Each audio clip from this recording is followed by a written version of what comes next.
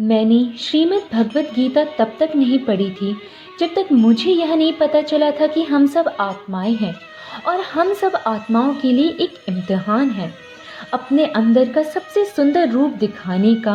और भगवत गीता इस इम्तिहान को पार करने की सबसे अच्छी किताब है। भगवत गीता के 18 अध्याय हैं और यह परमात्मा द्वारा संस्कृत में दी गई है। समय समय के साथ संस्कृत भाषा रोज़मर्रा की ज़िंदगी से निकल गई और समय समय पर भागवत गीता को साधारण भाषा में अनुवाद किया गया। आने वाले 9 मिनट में मैं अपना ज्ञान अपने संसार के सभी लोगों को समर्पित कर रही हूँ। ये ज्ञान भगवान श्री कृष्ण द्वारा सबसे बड़े महायुद्ध महाभारत में अर्जुन को कुरुक्षेत्र रणभूमि में दिया गया है। जब धर्म का बार बार उल्लंघन हुआ, मनुष्य में परमात्मा का डर निकल गया। लालच की होड़ में भाई ने भाई को मारने की कोशिश की और यही नहीं, एक ब्याहता औरत को बड़ों के सामने अपमानित करना पूरी तरह से कलयुग में ना जा सके। युद्ध से पहले परमात्मा ने मनुष्य जाति के कल्याण के लिए श्री कृष्ण द्वारा गीता का निर्माण किया, जिससे मनुष्य जाति का कल्याण कर सके। ऐसे ही जैसे तूरा मोसेस को, गोस्पेल जीसस को कुरान प्रॉफिट मोहम्मद ने दी, गीता, कुरान, तुरा, बाइबल सब परमात्मा द्वारा दी गई। यह धर्म के लिए नहीं बल्कि सब मनुष्य के लिए, सभी जाति के लिए उन कायदों के बारे में समझाती है जिनका मनुष्य को हर हाल में पालन करना चाहिए और रक्षा करनी होगी। इन्हीं बुनियादों पे उसे मृत्यु के बाद परखा जाएगा। परीक्षा से पास होने के लिए परमात्मा भगवत गीता में कहते हैं कि मैं हूँ, सबकी शुरुआत में हूँ, सबके अंत में हूँ, शुरू होने से भी पहले था और ख़त्म होने के बाद भी हूँ। सब मुझ में है, सबसे मैं हूँ। जो तुम छू सकते हो, देख सकते हो, चख सकते हो, सुन सकते हो, वो सब मैं हूँ। ये नदियाँ, पहाड़, चाँद, सितारे सब मैं हूँ। मैंने बनाए हैं। मैंने ही भगवान, राक्षस, इंसान सब बनाए हैं। सब में मैं हूँ। मैं हूँ, मैं हूँ, मैं हूँ। मैं ही ब्रह्मा बन के सब बनाता हूँ, रुद्रा बन के सब नष्ट कर देता हूँ।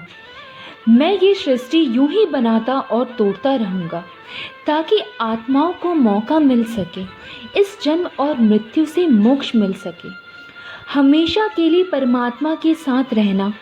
परमात्मा कहते हैं कि इससे परीक्षा लेने के लिए परमात्मा ने 5 तत्वों का निर्माण किया है, जिन्हें हम छू सकें, देख सकें, चख सकें, समझ सकते हैं। पर खुद परमात्मा इन 5 इंद्रियों की समझ से बाहर है और उन्हें आत्माओं इन इंद्रियों से नहीं जान सकती है। आत्मा 5 इंद्रियों के साथ वैसे ही है जैसे लोहे का रोबोट, जिसे अपने बनाने वाले का कोई पता नहीं। अर्जुन को भी परमात्मा को देखने के लिए भगवान कृष्ण ने दिव्य नेत्र दिए, जिससे वह यह समझ सकते हैं कि आत्मा आजन्मी है, जिसे कोई मार नहीं सकता है, कोई जला नहीं सकता, डुबा नहीं सकता, काट नहीं सकता। लेकिन आत्मा को परमात्मा हमेशा रहने के लिए इस परीक्षा रूपी जीवन में बैठना ही होगा।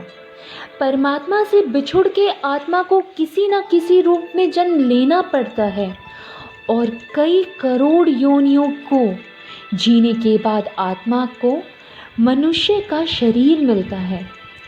इन सबसे बड़ी मर्यादा में बैठने के लिए हर मनुष्य को इस पूरी परीक्षा के दौरान भाई, बहन, दोस्त आदि के साथ तरह तरह की अच्छी व बुरी भावना के बीच डाला जाता है, जिसमें हर आत्मा को अपने अंदर के तामसिक और राजसिक अवगुणों से निकलकर सात्विक जीवन में प्रवेश करने का मौका मिलता है। हमारे तामसिक गुण वो हैं जो हमारे अंदर हीन भावना पैदा करके हमें नुकसान पहुंचाते हैं। हमारे राजसिक गुण हमें ईर्ष्यालु, लोभी बना के हमें दूसरों के प्रति नुकसान पहुंचा सके। इस परीक्षा के दौरान हर आत्मा को तामसिक व राजसिक गुणों को खत्म करके अपने सात्विक गुणों से परिचित होना पड़ेगा। सात्विक गुण वो हैं जो अपनी आत्मा को आसपास की हर चीज़ से जोड़े और उन्हें प्यार करना सिखाए। परीक्षा के दौरान अपने जीवन के चारों स्तंभ धर्म, अर्थ, काम और मोक्ष का ज्ञान पाके ही मुक्ति मिलती है। यही वो द्वार है जिन्हें समझ के ही आत्मा परमात्मा को समझ सकती है। पहला द्वार धर्म का है और शेर उसका प्रतीक है। धर्म वही है जो गीता में लिखा है, वेदों में लिखा है, गुरु ग्रंथ साहिब या बाइबल में लिखा है। धर्म वही है जो धारण किया हुआ है, जिसे आपका दिल मानता है, जैसे झूठ नहीं बोलना, चोरी नहीं करना, भगवान का निरादर नहीं करना, दूसरों को नुकसान नहीं देना। यही सब धर्म है और हर आत्मा को अपने जीवन काल में हर समय धर्म का पालन करना होगा और उसकी रक्षा करनी होगी। और दूसरा द्वार अर्थ का है और घोड़ा इसका प्रतीक है। हर आत्मा अपने हर जीवन काल में होने पर पृथ्वी का अर्थ या मूल कारण समझेगी। इस जिंदगी में भोगने वाली चीज़ें और रिश्तों का आनंद लेगी।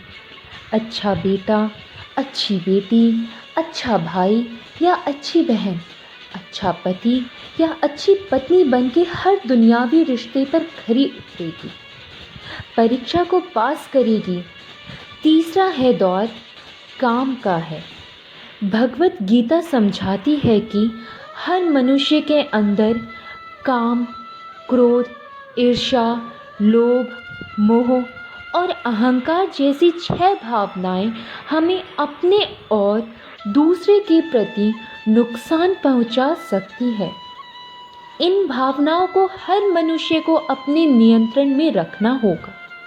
इनके बहाव में किया गया कोई भी काम आपको परेशानी का कारण बन सकती है और एक आत्मा संतोष और सादगी से इन भावना पर हमेशा के लिए विजय पा सकती है। चौथा स्तंभ मोक्ष का है और इसका प्रतीक हाथी है। इस परीक्षा रूपी जीवन में हर मनुष्य हर समय कुछ इच्छाएं रखता है। कुछ इच्छा एक ही जीवन काल में पूरी हो जाती हैं, पर कुछ अधूरी रह जाती हैं और उनकी पूरी होने के लिए आत्मा को वापस पृथ्वी पर आना होता है। भगवद गीता समझाती है कि हमारी इच्छाएं ही मूल कारण हैं। हमारी पृथ्वी पर वापस आने का हम कोई भी इच्छा ना रखें तो हम जीवन और मृत्यु से मोक्ष प्राप्त कर सकते हैं। ये द्वार माफ़ी का भी है। जिन्होंने आपके साथ बुरा किया उनको माफ़ करके और जिनसे आपने बुरा किया उनसे माफ़ी मांग के मुक्ति पाई जा सकती है। जब तक आत्मा इन चारों धर्म, अर्थ, काम और मोक्ष को समझ नहीं लेती, तब तक बार बार इस मनुष्य का जन्म रूपी में आना ही पड़ेगा। परीक्षा का समय खत्म होते ही आत्मा शरीर व अन्य सब वस्तुओं का त्याग कर देती है। जो भी संसार में रह कर के बनाया वो किसी और का होगा और आत्मा अपने कर्मों के फैसले भी ली जाती है। आत्मा के अच्छे बुरे कर्मों का फिर हिसाब होता है। अपने अच्छे कर्मों के लिए कुछ वक्त के लिए स्वर्ग और दुष्कर्मों के लिए नरक में चली जाती है। नरक में आत्मा को अपने पापों के अनुकूल सजाएं मिलती हैं, पर सजा खत्म होते ही आत्मा को फिर से एक नया शरीर, नया दिमाग मिलता है इस परीक्षा में फिर से बैठने के लिए। और हर परीक्षा में वही सब फिर से दोहराया जाएगा। जिंदगी के 4 स्तंभ धर्म, अर्थ, काम और मोक्ष को समझने के हर जन्म में अपने कई कर्मों के हिसाब से हर आत्मा को कभी अच्छे और कभी बुरे हालातों से जाना पड़ता है। लेकिन जब तक आत्मा परमात्मा के साथ योग को नहीं समझती, वो मुक्ति नहीं पा सकती। भगवत गीता समझाती है कि मनुष्य अपने शरीर, दिमाग और दिल से भगवान को पा सकते हैं।